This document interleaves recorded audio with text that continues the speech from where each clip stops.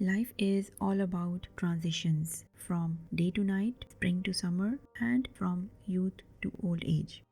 Here I am sharing my transition from Qatar to UAE. When we think of the UAE, first thing that comes to mind is Dubai. The UAE is more than just Dubai. It's a country composed of 7 emirates, each with its own distinct characteristics. Although many rules and laws are consistent across the nation, the flight was only an hour long, but it felt like stepping into a whole new world. Let's be honest, adjusting to a new life is a constant journey. It is ultimately up to us to adapt to a new life. The choices are ours. There is good, bad, and ugly in everything. There is so much to admire about this country and how it has evolved. Only 40 years ago, the Bedouin people were still living in the desert. The government here makes changes and implements laws and regulations with a speed you won't find in any other country. During summer, it gets quite hot here. Weather is highly humid in 3 months of summer, straight from June to August, which is really annoying. But guess what? They have the most energy efficient air conditioning system you will ever see. This country was built to accommodate its weather conditions. Air conditioning in public places is so effective that I recommend always carrying a wrap with you. The transition from 50 degrees outside to 22 degrees inside can take your breath away. The sun shines almost every day. It rains twice or thrice per year. When you tell someone you live in the Middle East, typical reaction is, wow, it must be very safe out there. Qatar and UAE, especially Abu Dhabi, are safest places to live. The reality is that I've never felt safer than I have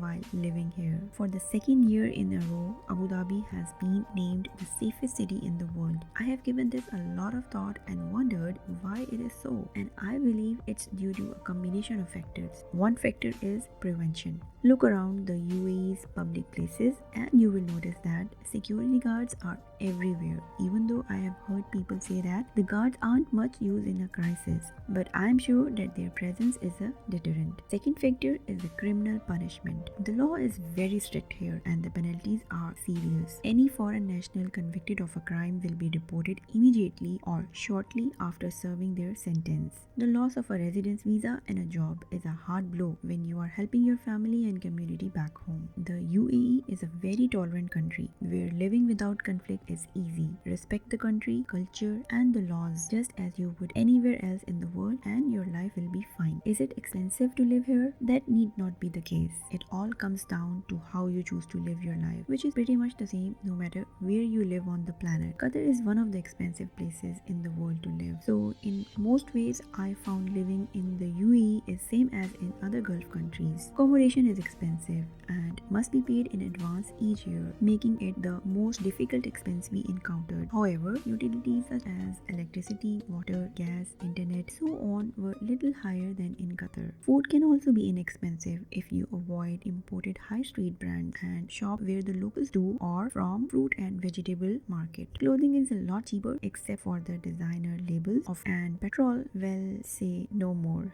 Entertainment and luxury items are plentiful, but it is your choice whether or not to spend. Eating out is a pleasure anywhere in the world, and the options in the UAE are virtually limitless. Cost of eating out in chain restaurants, hotel restaurants, and cafes is about the same as anywhere else in the world. Hell of a lot discount options are available. However, eating in a local downtown cafe is both Pakistani, Ethiopian, Afghani, Persian, Indian, and Lebanese cuisines are all available. What about alcohol? Remember, this is a Muslim country and in Islam, forbidden by Allah. To cater to the needs of its expat population, the government implemented regulations to allow the purchase and consumption of alcohol in a controlled way.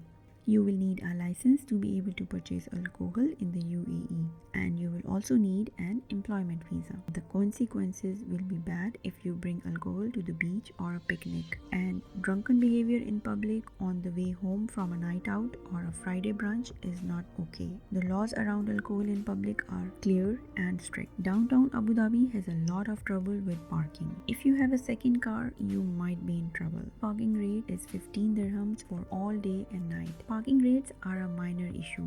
The real problem is you won't be able to find parking near the residence most of the time. It's a huge waste of time. Because of this, people here often walk or take public transport, which I must say saves their lives. One big difference between Qatar and UAE is that people in Qatar are not encouraged to walk, but in UAE, it's best to walk to places that are close by. Mosques are everywhere. Sheikh Zayed bin Sultan Al Nahyan, father of the nation, made a promise to his people that they would never have to walk further than 500 meters to a mosque to pray. The privilege of praying in a mosque is a true blessing in this country. I think that living in the UAE is full of opportunities. UAE is without a doubt the center of business and culture.